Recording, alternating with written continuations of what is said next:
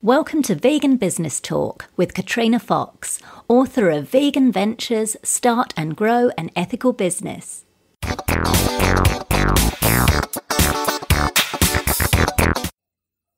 Hello and welcome to episode 97 of Vegan Business Talk. I'm Katrina Fox, journalist, author and PR consultant and founder of Vegan Business Media, a content, events and training platform providing PR and marketing strategies for vegan business owners and entrepreneurs. Now, before we get into the main part of the show, I wanted to let you know about my online PR course and group coaching program, Vegans in the Limelight. It's ideal for small business owners, including authors, artists and creatives on a budget who understand the value of getting yourself or your vegan brand featured regularly in the media but can't afford to spend thousands of dollars or pounds a month to hire a publicist or PR firm. With Vegans in the Limelight, you get access to online video training that takes you through every step of how to get media coverage that can help you generate more leads and sales, as well as grow your email list and social media following.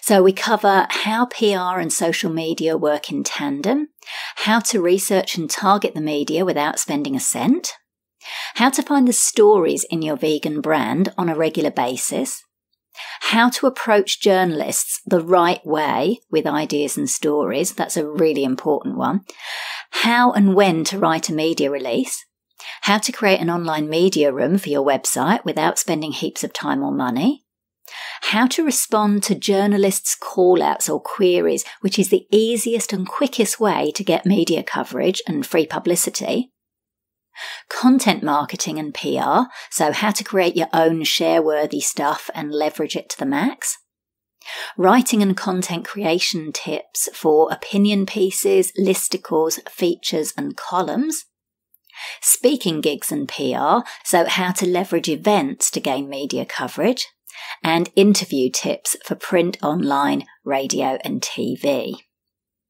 Now, as well as the video training, which you go through at your own pace over 12 months, the program also includes a full 12 months of group coaching, including a monthly live Q&A call.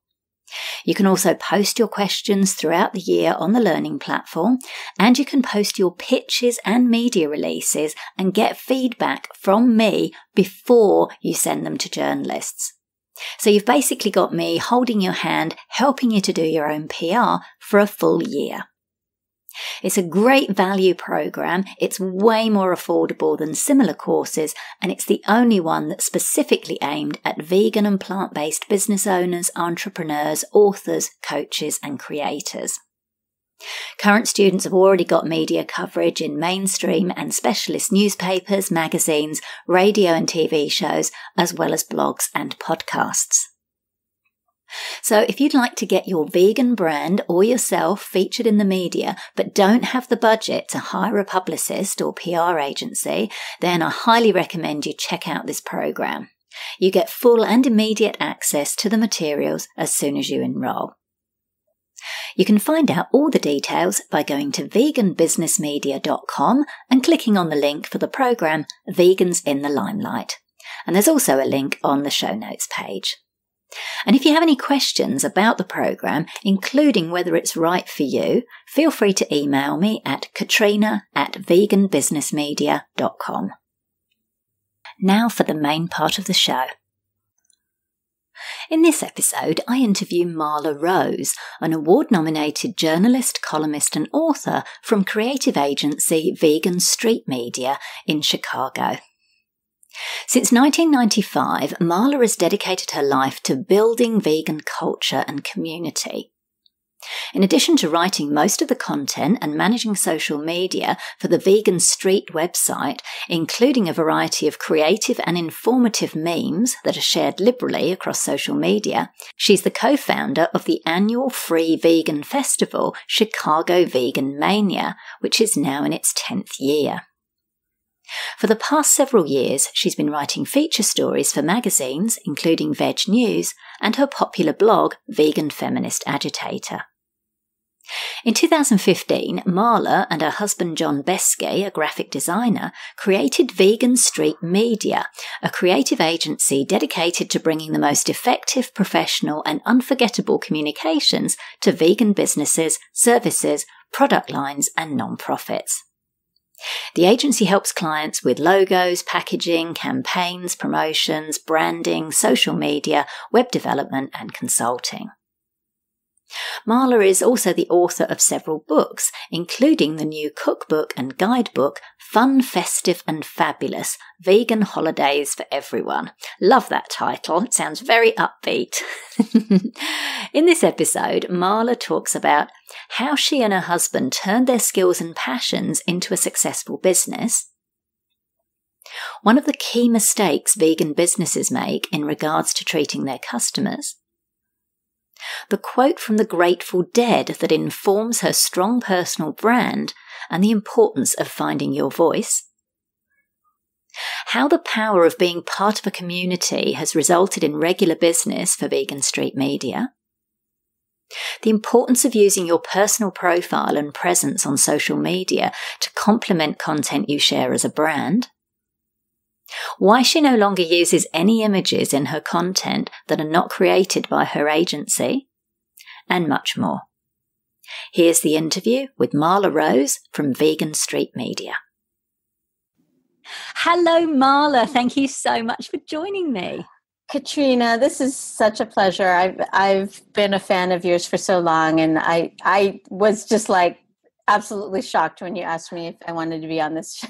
Oh, how funny. Well, look, the feeling is mutual. Like I said, I mean, you and I have sort of known each other online for quite some time, in the sort of social justice circles. And I love your blog, the Vegan Feminist Agitator blog, which is so entertaining, but also really smart as well. And you're super talented creative. So I'm really glad that we actually got to finally speak to one another, not just by email and what have you. So really happy to have you on the show. And we're going to focus today quite a bit on your actual business, which is Vegan Street Media. So you and your husband, John, you're long-time social justice activists and also creatives, vegan pioneers. So I guess one of the first question I ask everybody really is what is the why? So why do you do what you do? And I'm thinking particularly the why behind your Vegan Street Media business. Right.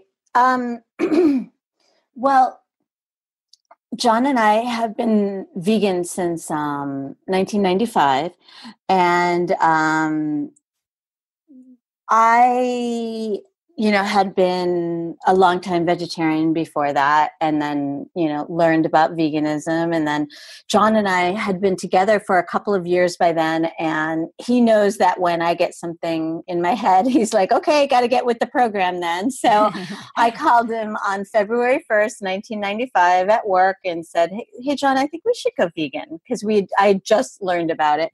And he's like, okay. And so we've been vegan since then, for, the animals. And we both come from a background in communications. John's in graphic design and art direction, and mine is in written communication.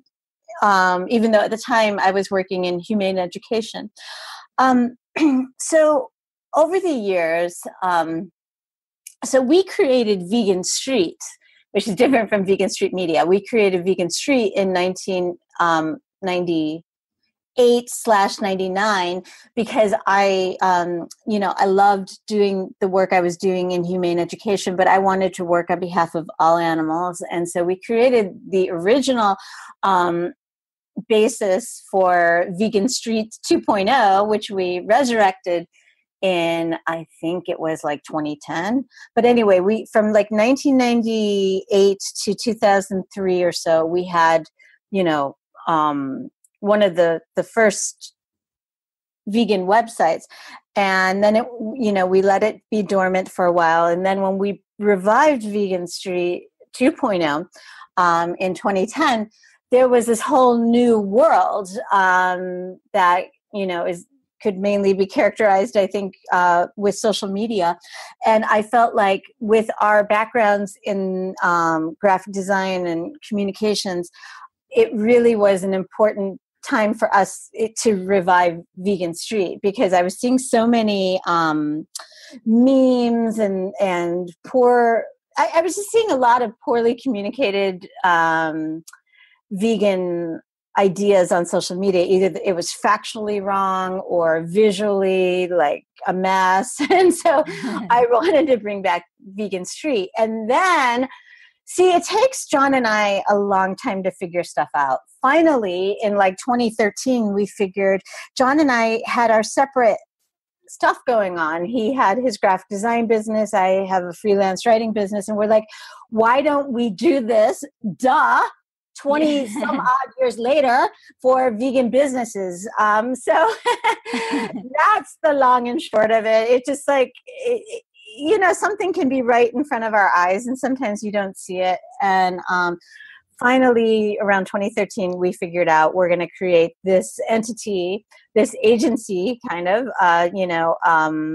that is creating communications work for vegan businesses and nonprofits, because we feel like, as this is something that you've tapped into, that the vegan business world has evolved and emerged so powerfully that we need to step things up from a communication standpoint, make things look visually great, make our copy really resonate with people. So that's kind of the long and short of it. Fantastic. I love that. And I can relate to that to some degree as well. And it sort of follows similar to my path, and, similar to you, being a writer, in journalism, and then kind of, this sort of thing. And then you kind of think, oh, well, I've got these skills, I can help people do this, and that could be a business. Oh, okay, kind of thing. I love that you shared that. I could definitely resonate with your journey. So, and I love that you've obviously got this perfect partnership. Like you say, you've got the words covered and you've got the visuals covered, which is fantastic with you and John. So let's talk a little bit about branding and marketing. And sure. So, and I love that you said, you don't necessarily come from this business background. And I think that's not even necessary nowadays. In fact, I think sometimes I've heard a lot of people say it can actually be a hindrance. So just from your own experience, what do you think some of the mistakes are that vegan businesses make when it comes to branding and marketing? And I know you've touched on that a little bit when you've said about the visuals and what have you. But what do you think are some of the key mistakes? Well, I think that is one, is just thinking that goodwill and good intentions will be enough. And we live in we're a very visual species, and good products also stand for themselves too. So, so part of it is, not holding ourselves to high standards of our presentation. I would say another thing that I've noticed is vegan businesses seem to either go into overkill with vegan everywhere, like plastering and really, really niching themselves, or they're like, oh, there's nothing vegan about this product. Don't you dare put that word on it. So there tends to be sort of like, they're obviously these are extreme polarities, but there tends to be kind of an insecurity around the word sometimes, and that can kind of lend itself to inauthenticity and trying really hard to avoid the word or just painting yourself all over the place with the word. So I think just relaxing into what your brand is and what you're offering into the world really results in a better communicated business. But I would also say another mistake I've seen is when businesses rely a lot smartly on the vegan market to get the early word out about their brands. And knowing that vegans are very loyal and early adopters and cultural creators and that sort of thing, very savvy with technology and social media, but then are dismissive of vegans when they get out into the world. Oh, that's an interesting one. That's it's not something you see every day, but it is something that I've noticed of like relying on vegans to do the heavy lifting early on and then being like, oh, we don't need your help now. Do you know what I'm talking about? I do. I think that's a really good, really interesting point, actually. Yeah. And so I think that that's a big mistake. Big mistake. Absolutely. So because anyway. when we turn. That's the thing. We'll be on board to begin with, but when you mess with us, as you and I have probably witnessed firsthand, absolutely, that it is an ethically driven market, and like you can get away with anything practically, probably from someone who's going to decide between Tide, laundry detergent or, some other chemical laden brand. But with the vegans, we're all in or all out. It seems like, and if there is that sort of whiff of feeling disrespected or feeling like there's a lack of transparency, and you've probably observed this too, like when businesses get merged or get bought out by other ones, how there's always a lot of controversy around that. So I would say that, like, it just doesn't seem like it should be that hard, but like if you are kind of hoping that the vegan market will do a lot of the early promotion for you, you really, really need to stay consistent with your ethics, because very unforgiving if there's any issues there. For sure. Fantastic. So Marla, what advice, so if you've got a brand, perhaps they're a small vegan brand, they're just starting out and they're not quite sure how to create a brand or decide on their messaging, what kind of tips can you offer in that regard? Well, I would say to know who you are, spend some time figuring out who you are and what you're trying to convey, and focus on creating a message and a design that are authentic to that voice, and to you're going to be wanting to, you're living with this business. You want to create a business that's like a friend, and someone you really love and want to be around. So I would say, it's almost, it maybe sounds like narcissistic or something, but create that vision of what appeals to you. And inevitably it's going to, there will be people who are really drawn to that vision. And I mean, obviously, my own perspective is that when you try too hard to be everything to everyone, you become nothing. Yeah. And you make no statement, and you just don't leave anything that people can hold on to. But when you have a bit of your personality, a bit of your vibe in it, that gives something that people can connect with. And we are, as a human species, we long for connection. We long for feeling a sense of, community. And so I think that, when creating a brand, really look within, find what's unique and wonderful about you and what you're creating, and try to excavate that and try to bring that to the surface. Yeah, I love that. And I guess leading on to that is, you have a very strong personal brand. So Marla Rose, is kind of a personal brand, very strong. You've got the Vegan Feminist Agitator blog. You're very outspoken on social media about a variety of social issues, including, animal rights.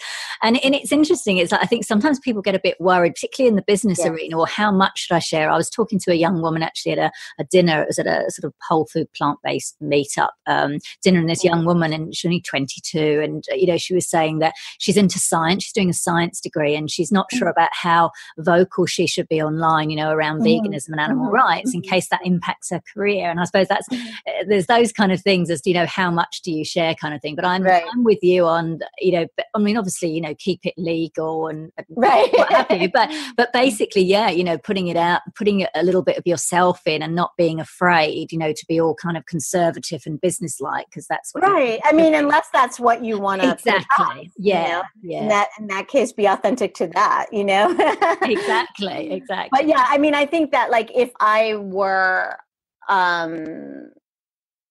trying to sell something, it's like, okay, so, the website and my social media presence really came about well before Vegan Street 2.0 and well before Vegan Street Media.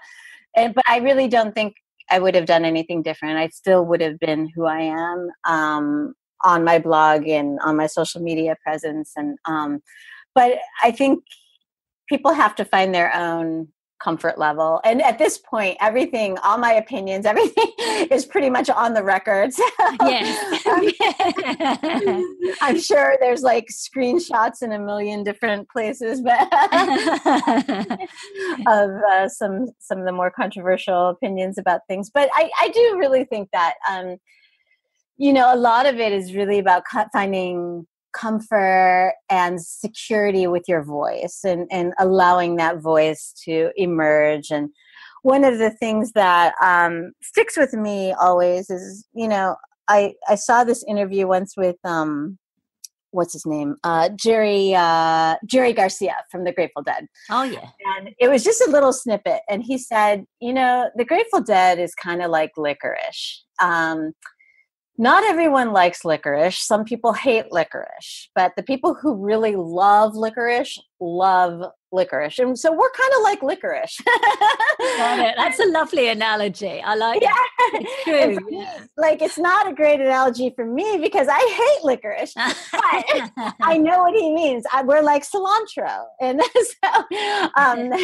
so I think it's a matter of sort of like, I think there's a lot within when you start a business of making peace and comfort with the person you are and the person you're evolving into and that sort of thing. Exactly. And it helps to create a community around your brand as well, doesn't it? Because people can really relate to that, which I know is something that that you're quite big on. Yeah, community is extremely important to us. I mean, when we're not doing Vegan Street Media, John and I are co-founders of Chicago Vegan Mania, and we still work on that. And, it really is 100% a labor of love. There's no salary earned from it, but it's really because we believe in the power of community. And before we did the conference, Chicago Vegan Mania, we had our local chapter of EarthSave that we co-founded to have monthly potlucks, because I really believe, especially probably now in the era of social media, that there's tremendous magic in meeting one another face to face and getting to know one another and helping one another out in person. So, but yeah, you can also foster these communities online. Yeah, for sure. And I think that sort of kind of leads on to some of the marketing type things. So that's obviously an offline marketing activity, even though it's a labor of love, because people keep seeing you, they associate you with various things. And then if they do need some help with their marketing, their branding or their writing, they, more likely to come to you because they know you, like you and trust you because of the stuff you've been doing outside of that.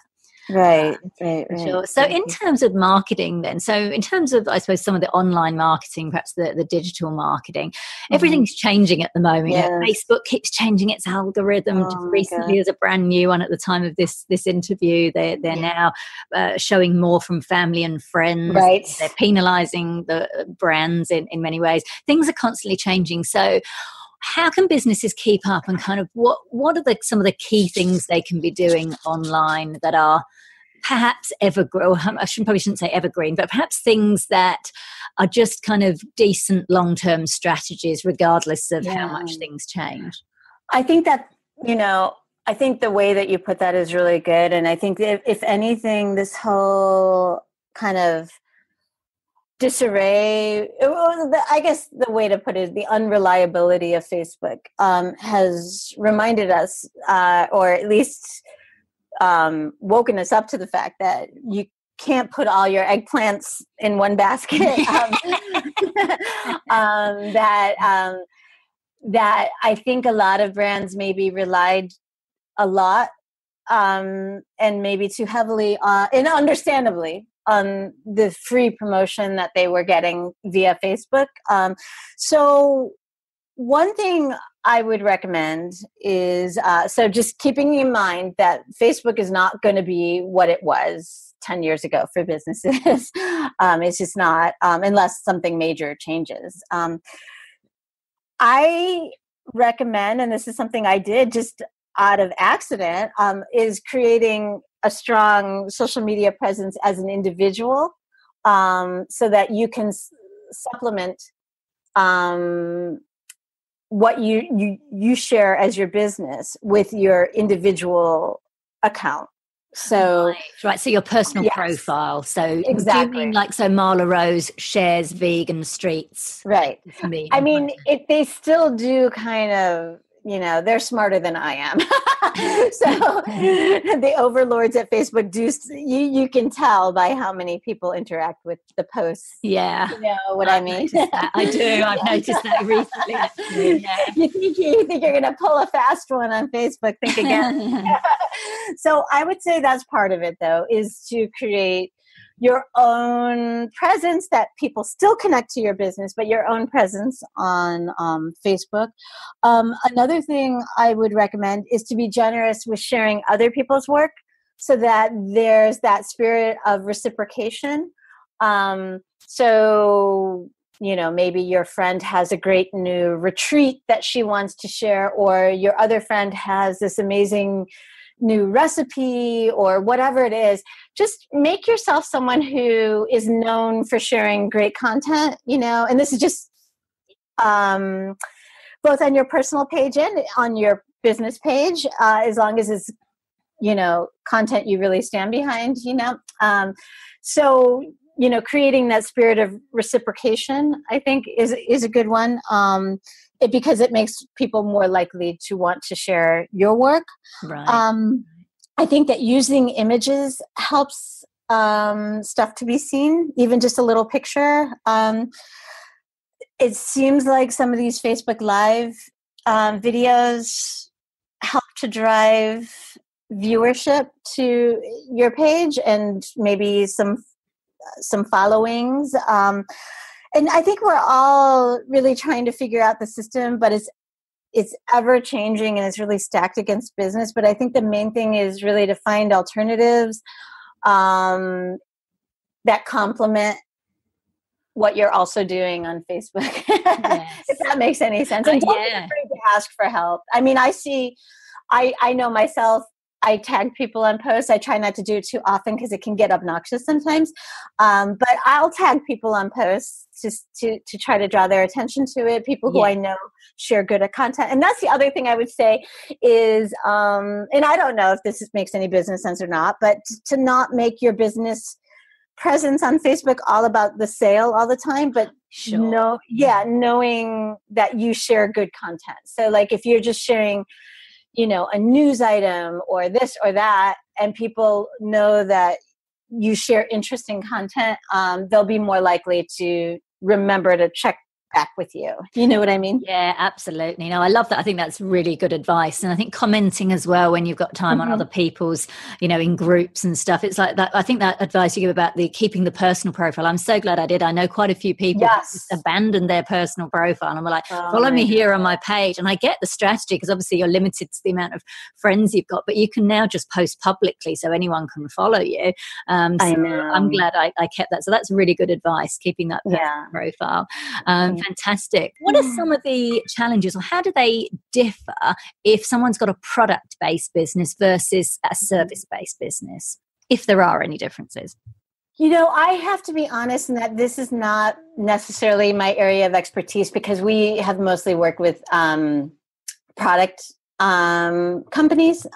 We haven't really had service-based companies through Vegan Street Media, but I would say, this is just intuitively speaking. I don't know if there's any fact behind this or anything, but I would think that a service-based marketing strategy would be more about the individuals behind it, less about the quality of the product, less about necessarily ingredients and that sort of thing, but more about the values and the ethics.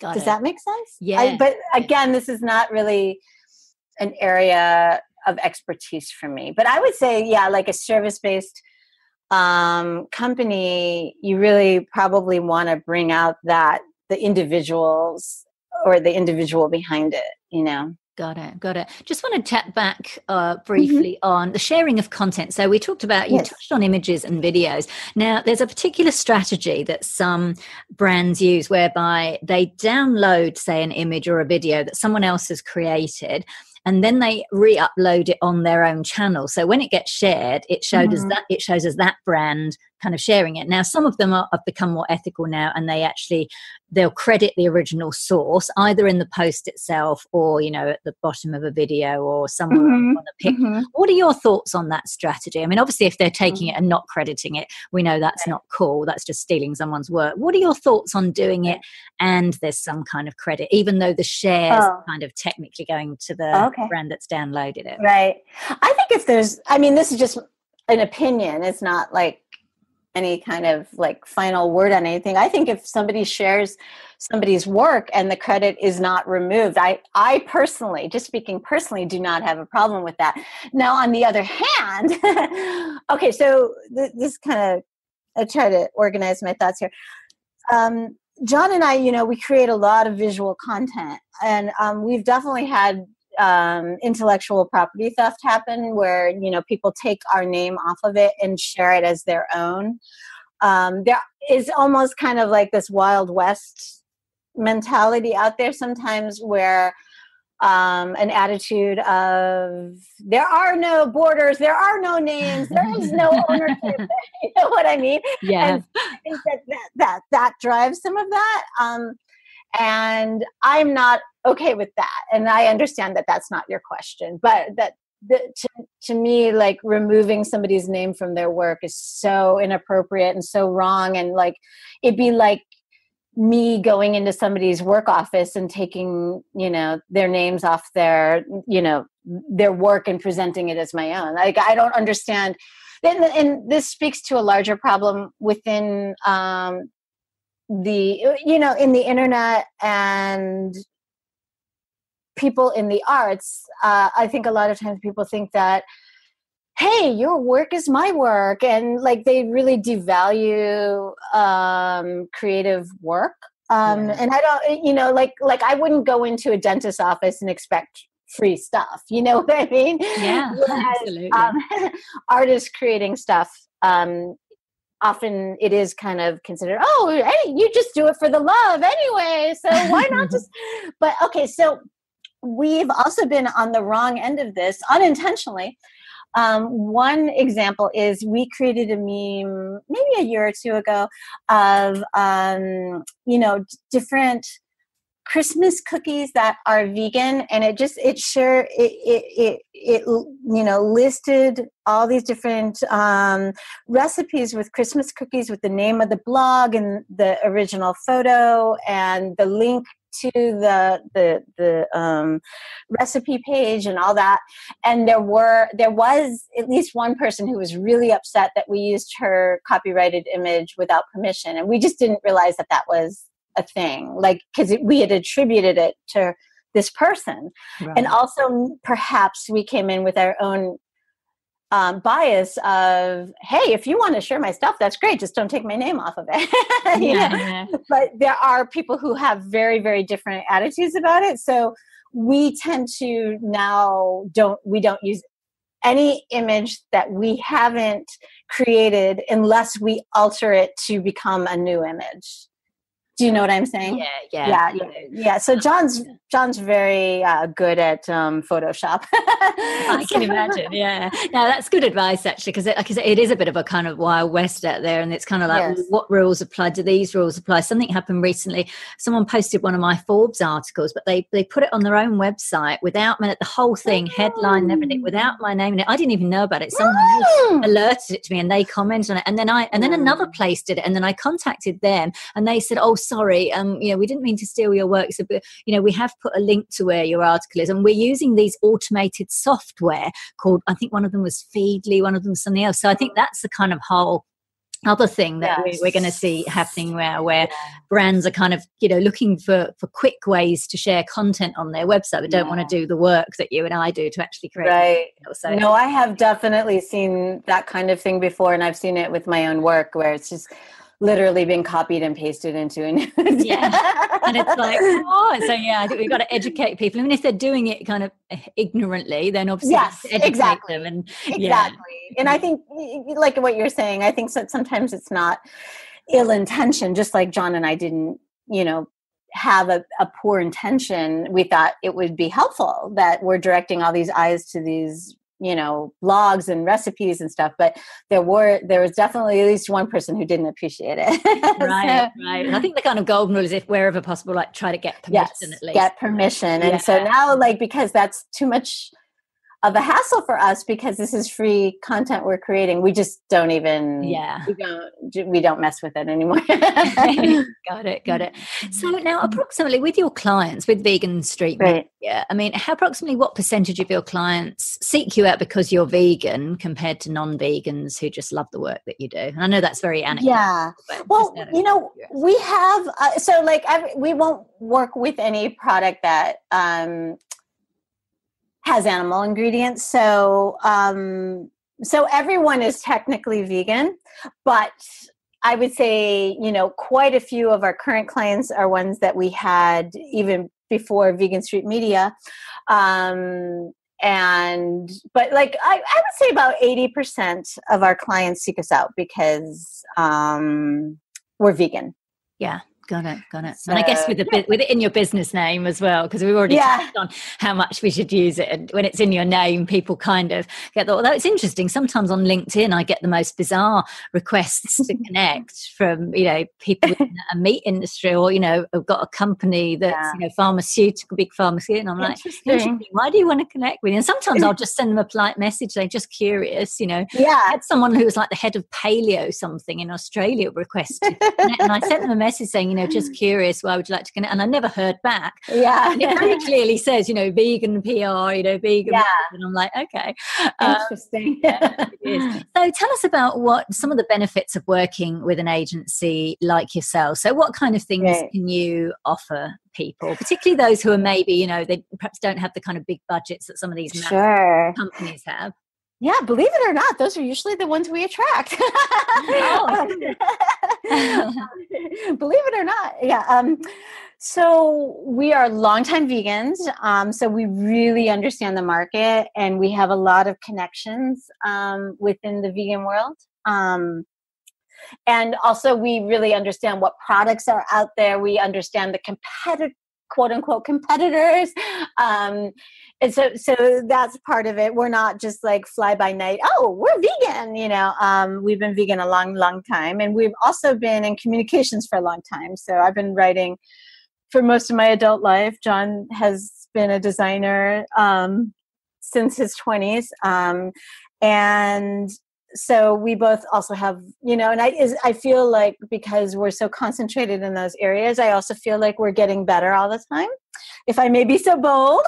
I also think that we can turn things around really fast because we're small and we think well together, John and myself.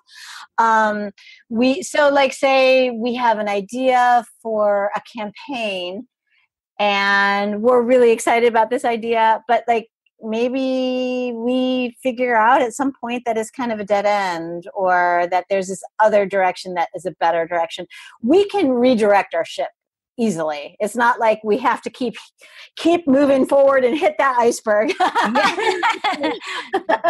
So we can turn on a dime. It's kind of like a lot of times it's a matter of how much mentally are we invested. So we can turn things around fast. We don't have to get approval from 50,000 other people. We don't have a million other people in our agency trying to get their fingerprints on stuff. Do you know what I mean? We have a very small overhead and expenses. And John and I can do a lot in-house. We can do videos, we can do graphics, we can do web content, we do social media, we do recipe development. So like we have like the we're like an octopus. And sometimes it does feel like that. I can imagine. But on the flip side of that, Marla, because it's just the two of you, I'm guessing there's obviously so much you can do, or there's only so many projects you can have. Right. At one particular time. So how do you kind of manage that with that whole kind of, I guess, time for money thing, which is, always an issue with service providers? For sure. Yeah. Well, we definitely have sort of a roster of people we turn to when there's a aspect of a job that we can't do, or a client that is just not ideal for us. We can either farm parts of jobs out, or we can, give whole referrals, out to other people whose work we trust and enjoy. It does feel a lot of times very bootstrappy.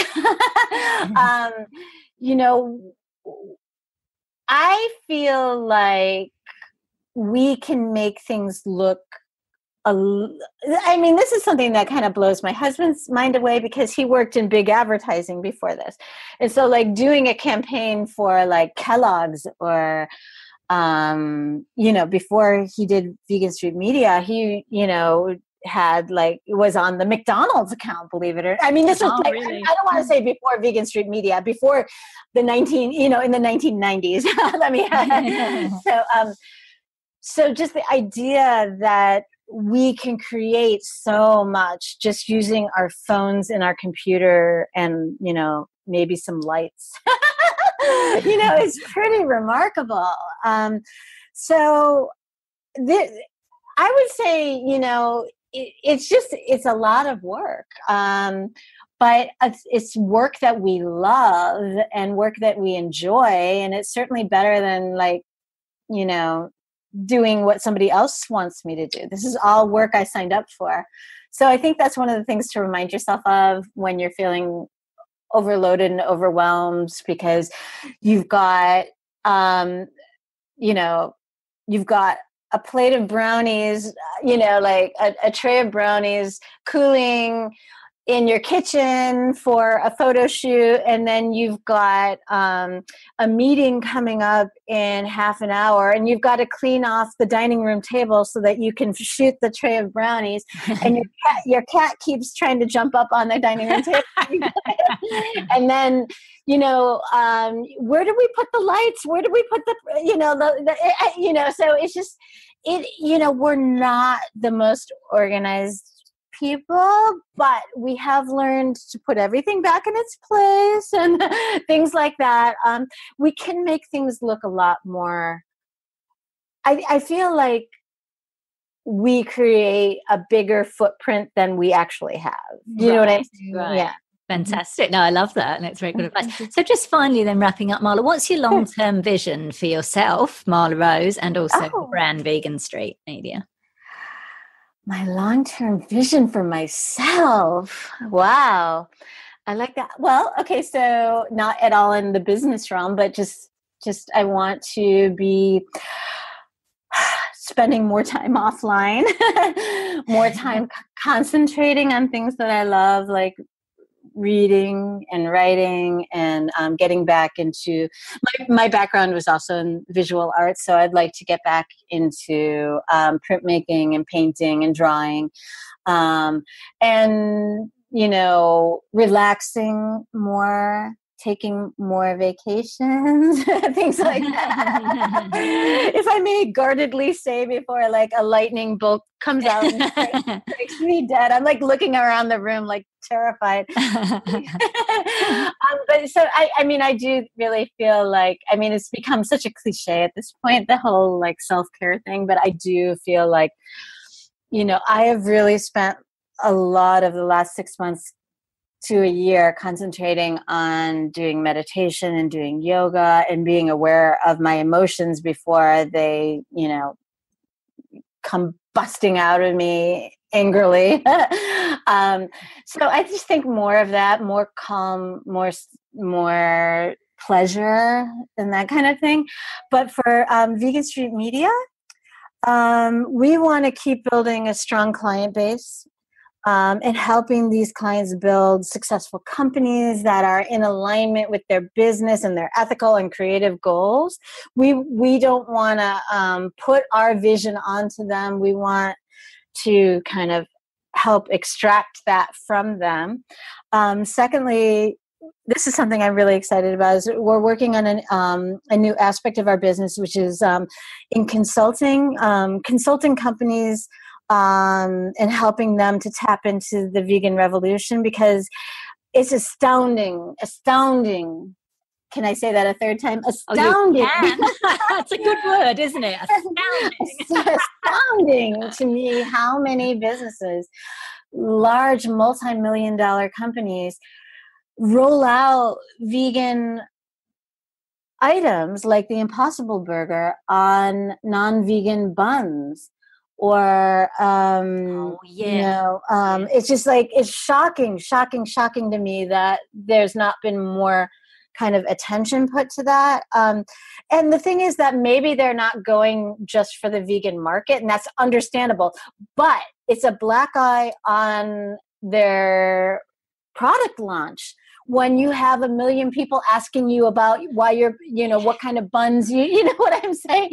So what we want to do is, because for a lot of these companies, I think their intentions are good. They really, truly do want to offer this. But it's, to them, the vegan aspect of it is like reading the Kabbalah. They think it's like so complicated and mystical and strange. So we want to help companies. We want to demystify that, and we want to help them understand why the vegan vote is so integral to getting a great boost, how they, if they get a great vegan launch of even a few items on their menu that just are unapologetically vegan, but don't require taking off the sauce and taking off the cheese and putting it on lettuce instead of, if we can get those wins, all they have is momentum. They don't have anything breaking that up. So what we want to do is really work with companies to help them get those going, because we want people to be eating fewer animals and ultimately no animals. And that's part of the picture. And then the last thing that is part of our big vision is to get deeper into publishing, because I have a vision for a book I want to write on vegan culture. But, and I'd like to have that out within the next year or two. But the long-term vision is we really want to help more companies, companies that are established and emerging, vegan and non-vegan, develop top-notch communications to promote compassionate choices so that they can lead the way to help lead the way to a more just and sustainable and compassionate future. That's what we want to do.